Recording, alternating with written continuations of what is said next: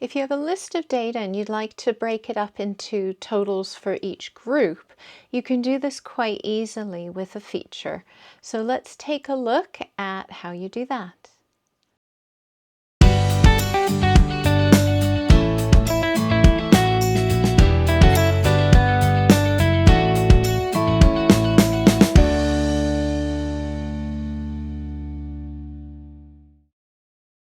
Okay, I have a very small spreadsheet here. Normally I do this on larger lists, but this is just a very small one so that you can see everything in one window. And I like to have a subtotal per item. Now, in this case, I think I'm going to do it for category. So first of all, you need to make sure that the category is sorted and all of the same category items are together. Okay, so I'm just going to make sure they're sorted, which unfortunately my camera's in the way a little bit. I can sort now. There we go. Make sure. And I always do this even though I might say, oh yeah, definitely. Because a couple of times I've had longer lists and maybe one item was out or somebody added something to the bottom. So do make sure you sort. Okay.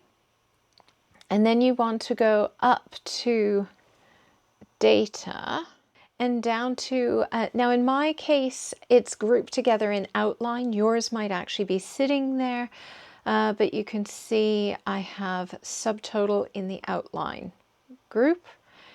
Then I click on this and it comes up and says for each change in, I'm just going to move this to the side a bit so you can see, for each change in category, which is the column that I sorted, so yes, that's true, I would like it to sum.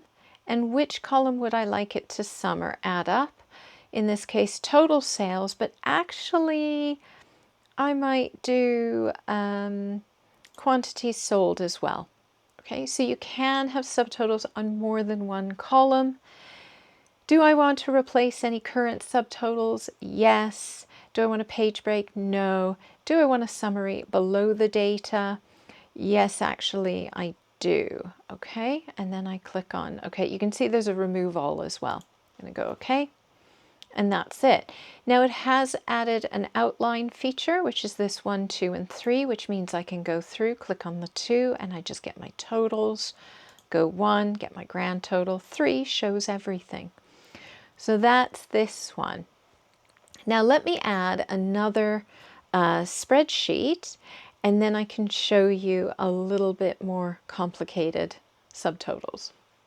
Okay, so I have my regional data, and this one's a little bit more complicated. So what I would like to do is, I think in this case, I'm actually going to move this across. Oops. There we go, that's better. Just going to put this in front here. And I'd like all my data subtotaled by the month first of all. So remember in home I can just sort that, that's fine. And then actually I want to have, I think I'm going to have region next. Yeah. Okay, so I need to do a custom sort, do month, and I'm going to add a level of region. So I'll use A to Z. There we go.